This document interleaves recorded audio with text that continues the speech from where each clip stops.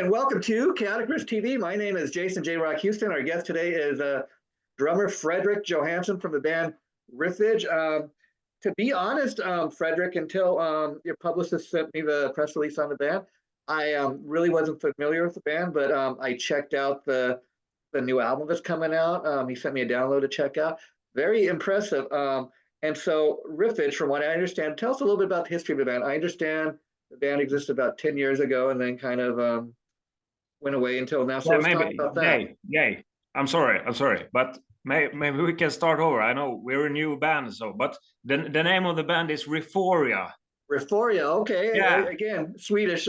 Thank you for correcting that. Yeah, that's it. It's no problem at all. Brand new band, so I'm not surprised that you haven't heard of us. This is our first. Okay, because I was reading a little something about the band and gone together. Correct me if I'm wrong, like 10 years ago and did something and kind of went away until now. Is that correct? Yeah, that's correct. You know, we're actually, a lot of us are old friends that started Tuck from Hell like 16 years ago, I think. Wow. We released an album back in 2010, and we got some good reviews and played a lot locally here, but then other stuff in life happened, so sure. We had to freeze the band, and then we started off again like a couple of years ago as RIFFORIA, and has recorded an album now. So it's a new band, but we kind of there's a history, Now, I understand your father is involved in the band. Was he always involved, or just recently? He has been involved since last year only. Oh, okay. Because me and Polo, the guitar player from Tuck from Hell, we have continued jamming and been writing songs, and we just love to play metal. And then we recorded a bunch of songs with only demo vocals, and then when my dad, Nils Patrick, heard them, he said, well, I can sing for you. So then he recorded a couple of tracks, and we thought that, yeah, this sounds pretty cool. So what's that like working with your dad in the band? I mean, and I'm assuming growing up and seeing that he had a career, that had to have had somewhat of an influence on you doing what you're doing. Yeah, absolutely. I was spoon-fed with his old Rainbow and Purple records, so I grew up listening to that. When I was 5, my favorite bands were Yngwie Malmsteen's band and Electric Boys. Oh, wow. So many years ago he started out playing drums as well. Yeah. So yeah, I started to play drums, and I have followed him around with his bands, watching shows, and more recent years I have also acted some kind of roadie and drum tech, and so it has been very cool. And he obviously had a big influence on me. And it must be, it's cool that you've had all these different experiences, like as a roadie, and then now you got your own band. What's it like to have your own band? And I was kind of curious, the band here took a little bit of a break, as you explained. Why go back to RIFFORIA? Was it kind of unfinished business rather than get a new project going? It was a combination of different things, because it wasn't really supposed to happen the way it did with the old band, and Petrus, one of the guitar players, he went on to play with Civil War, and Marcus, he studied to become a guitar teacher, and the vocalist, he took over his family's business, and, wow. So we just waited for the kind of right time to do something again, and we got a kick in the ass when Patrick recorded vocals for a couple of songs, and we thought it sounded damn good. So let me ask you, these songs on your new album, are these fresh new songs, or are these older songs that are kind of waiting for a place? Yeah, it's a combination. Maybe half of the songs has been written under a pretty long period of time. It obviously didn't took us 10 years to write the No, songs, no, but no. You know what impresses me about that, Frederick, is to me, that's something bands commonly do. They'll have leftover demos and they'll go back, when they go and record the next album, and let's try to dust off these tunes and let's see if it. A lot of times I think it doesn't matter if a song's 15 years old or whatever the case may be. If it's a good song, it's a good song. And what's interesting in listening to the new album is hearing you say that it's kind of a combination of new material and older material. It's quite impressive because listening to it, it sounds like stuff that would have been written, around the same time. It all seems to fit. And I think the name of the band, RIFFORIA, is really fitting because I'll tell you what, when I listened to the album from top to bottom, the thing that really impressed me the most are two things: the guitar riffing and the drum sound. I mean, your drum sound is like just powerhouse drumming. Thanks a lot. Thanks a lot. Well, yeah, it's very riff-based music, and we got the rule of thumb to, when you hear the riff, we imagine us playing it live, and seeing people headbang to it. So the riffs are really important, and yeah, even though we have wrote the songs over a period of time, we have always had pretty much the same influences, and a lot of the old gods, Metallica, Megadeth, Sure. Slayer, and also some black metal melodics. You can hear it here and there. I can hear the black metal. And you know what's really was a unique experience listening to your album to me was typically I listen to a lot of those classic hard rock bands you listed, and stuff like Aerosmith, Kiss, Motley Crue, Deep Purple, Whitesnake, just to name a few. And typically when you listen to bands like that, or this has been my experience, I typically listen to the lyrics, the words that are being sung, try to figure out what's the message, what's the story they're trying to tell in the song. Listening to your stuff is interesting because again, it's more based on the riff and the drum sound than necessarily even the vocal. So I wasn't even trying to figure out what's the song about. It just kind of is full blown on metal. It's a unique sound because a lot of times too, when you're listening to stuff, you try to think, who does this band remind me of? And I think that's one unique thing about listening to your album. You don't sound like any. I'm not saying that there aren't other metal bands that are heavy and aggressive, but you don't sound like Black Sabbath. You don't sound like Metallica, as you said. You sound like you've got your own sound, which is very unique. And I found myself paying more attention to the riff and the drum sound than even the vocals. Yeah, I guess that's pretty much what we're aiming for. It's hard to create a unique sound these days, but it was a combination of things we like, and also with powerhouse style vocals, and yeah, I think that. I don't know if we don't usually try to tell a story or something. It's just I mean, it was a unique experience because oftentimes I know most people, they listen to a song and try to think, oh, what are they saying here? What's the message?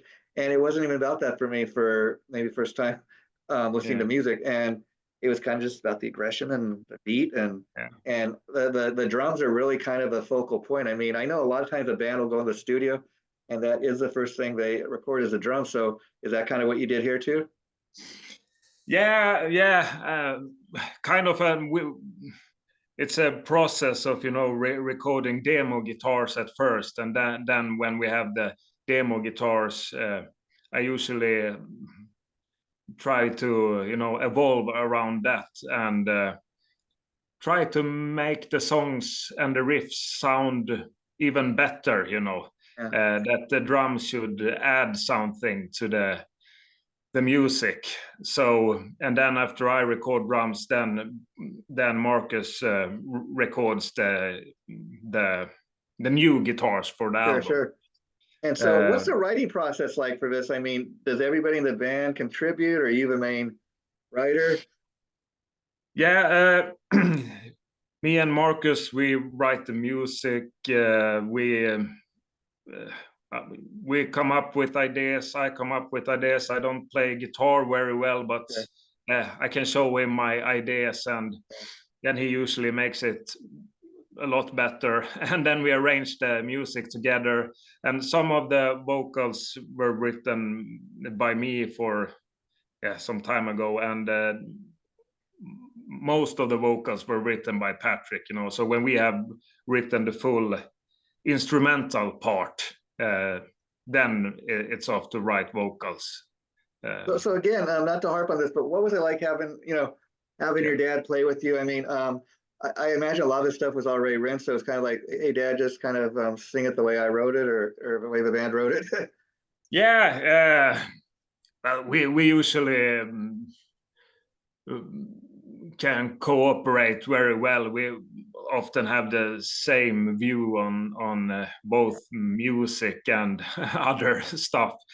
So it has not really been an issue. We'll see when we will come out and play live if we will get into any fist fights with each other or something. Hopefully not.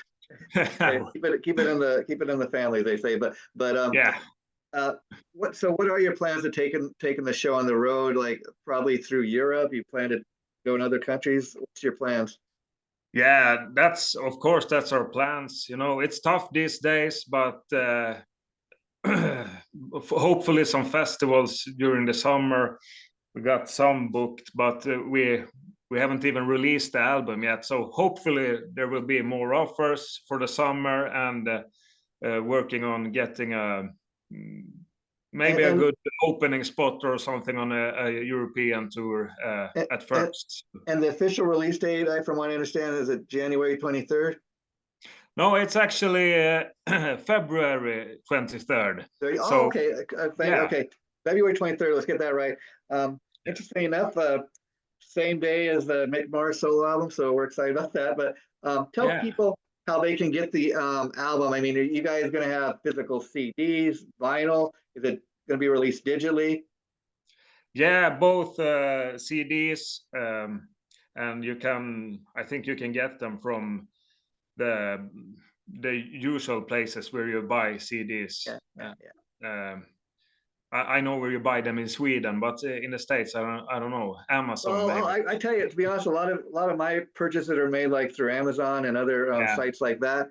I mean, it's interesting.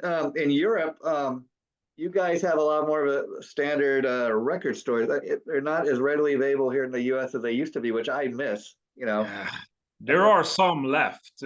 We have one in our little town, and he usually had a good variety of metal albums, and so we try to support him, buying some albums. And I know that a lot of people don't buy CDs nowadays, but if they like our music and want to support us, it's a very good way to do it.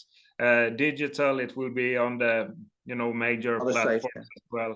No vinyls at start, but we'll see about that. I know that's pretty popular nowadays. I'm an old school guy myself. Telling you a little about my age, I anytime I can, I will buy like the latest music releases on CD, because I much rather hold a physical product in my hand.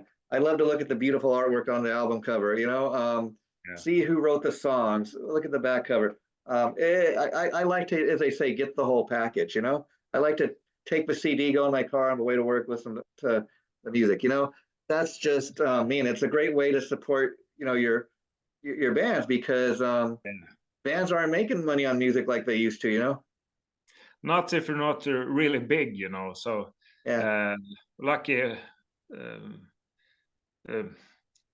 Lucky for me, I'm not in it for the money, but you need some money to go on tour and be able to go out and play, even if you're not getting paid by the club, or or just a small amount. So you know, buying CDs, it's really good for the bands, obviously, and vinyls, I love them myself because there's just something about the size of the cover art. You can even use them as, you know, on your walls at home. I'd imagine even as a musician, you know, in a band, when you have that CD or that vinyl to hold, it's kind of like, look at what I created. Look at we as a band created this, you know? Yeah, it feels absolutely more real Yeah, yeah. when you have it in your hands. I haven't received the copies of Axeorcism yet, so I don't have the physical product myself in the hand. Yeah. But I guess they will show up in the mail in a couple of days here. But Yeah, yeah, you guys in the US, you signed a great label of Metaville. How did you guys hook up with them? Yeah, actually, Patrick has released a lot of albums on Metalville, Makes and sense.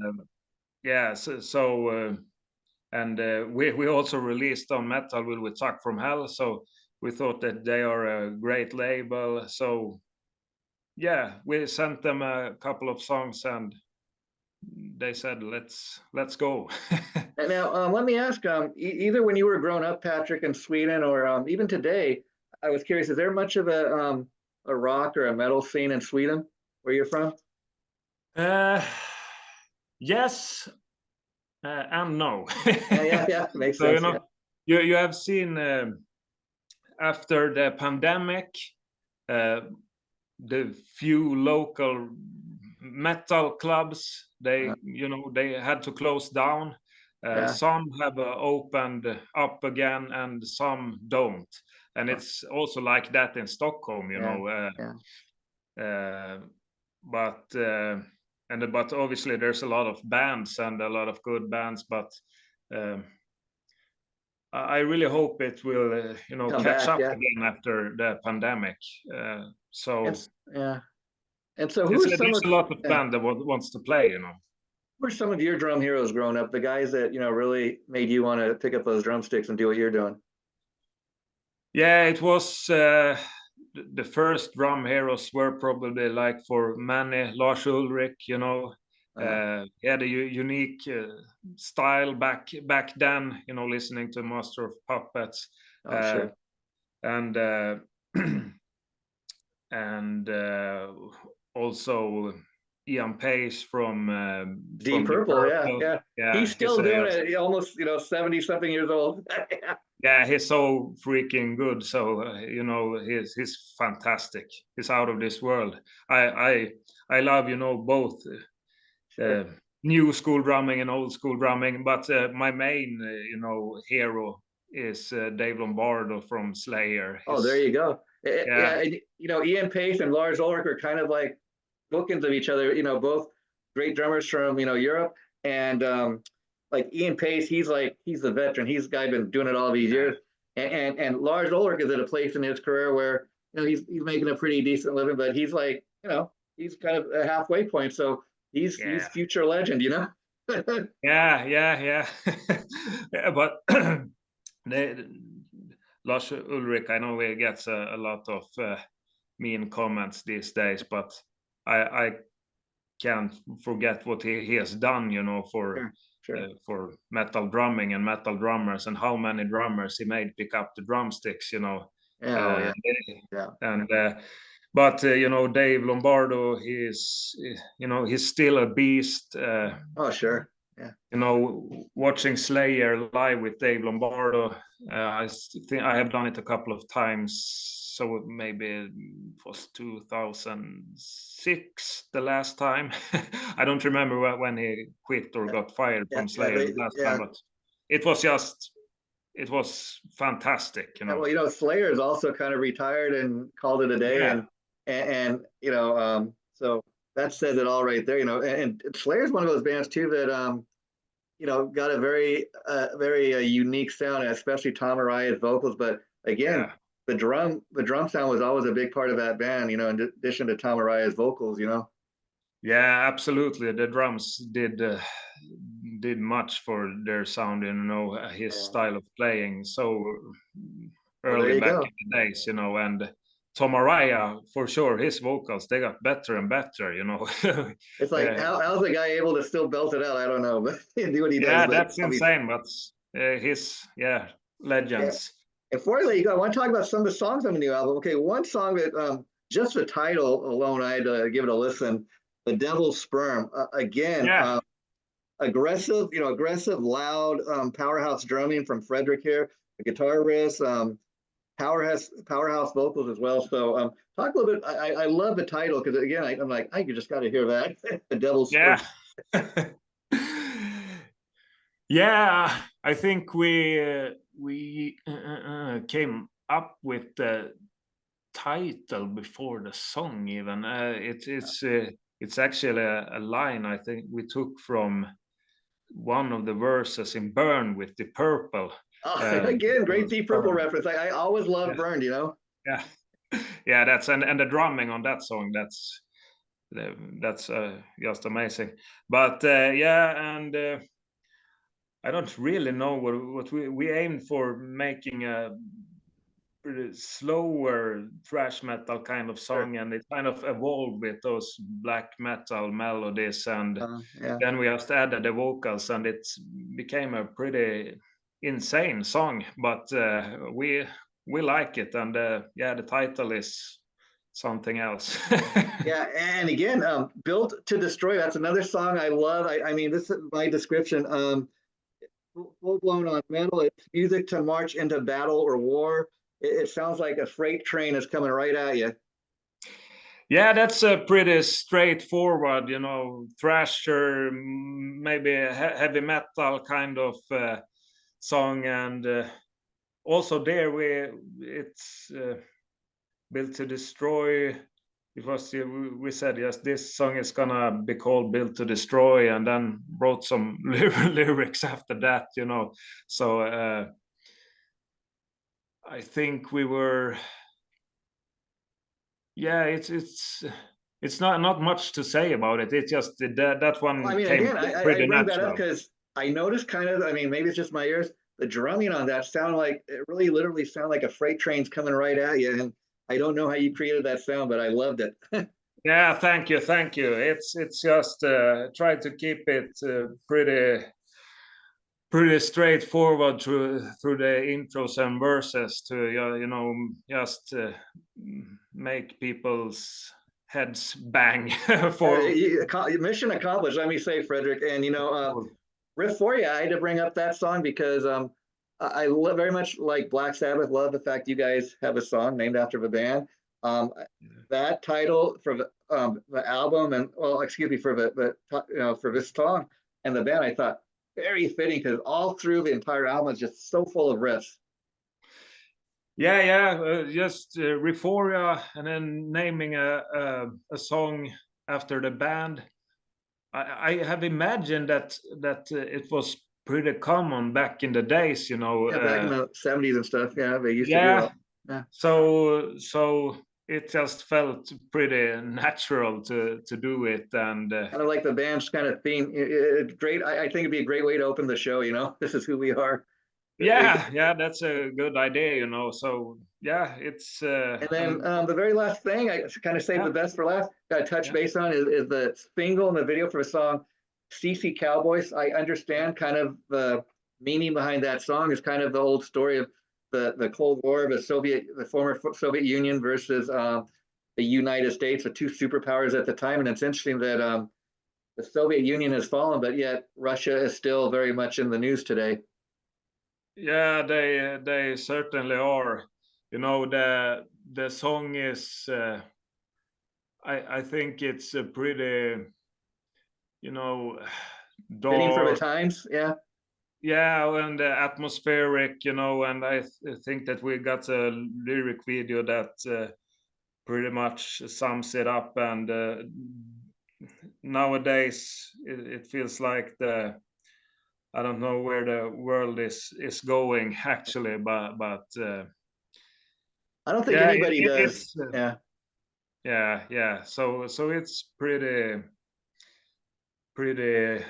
out in the right time, And before we wrap it up today, because I know it's late where you are, Frederick, so we won't keep you much longer, but I urge people to check out that lyric video. And the lyric video I want to ask you about, because that's kind of a newer thing that bands are doing these days, where you don't have to make a massive looking, a music video. And yours, I think you really accomplished what you probably set out to do, which is, besides having the lyrics, which is a big part of a lyric video. I mean, you accomplish you get the message of what the song's about. And I noticed too, that just through the music and everything in that video, you kind of you place a scene, like what's going on in the world today, you know? Yeah, yes, lyric videos, you're able to do really good lyric videos these days. And I think in when you're not on a big budget, they are a very good alternative, because real music videos, they That's a are lot of money, right? there's a lot of money if you're gonna do a good one. So I rather do a good lyric video than a not very good, Yeah, sure. music video. Well, So well, yeah. Fredrick, it was a pleasure getting to know you today. I love the new album, and I urge people to go get that in February when it comes out on the 23rd. And we'd love to have you back. So maybe when you drop another single or something, we'll have you back. Let's keep in touch, and I will be sure to let you know when the interview goes up. So anything else you'd like to say to the folks out there before we wrap it up for today? They feel free, everyone, to reach out to us on Facebook or Instagram, and let us know what you think of the album, or just communicate with us, and that would mean a lot to us. And you support us that way, and you also support us if you want to buy the album. And it was great being on your show here. Thanks a lot for that, Jay. So Fredrick, you and your bandmates, if they want to come back next time and join you, you guys are welcome back anytime. We support great metal bands like RIFFORIA. That's why we had you on in the first place. So do you have a personal Facebook page people can reach out to you? yeah, I am mostly on Instagram. Instagram, okay. Yeah, so it's Nils Fredrick. Okay. And you can probably find it through the RIFFORIA Instagram page, and people are very welcome to add Well, you me. get some rest, because I know it's late where you are, and stay warm. Take care, Fredrick. Bye-bye. Yeah, take care. Bye.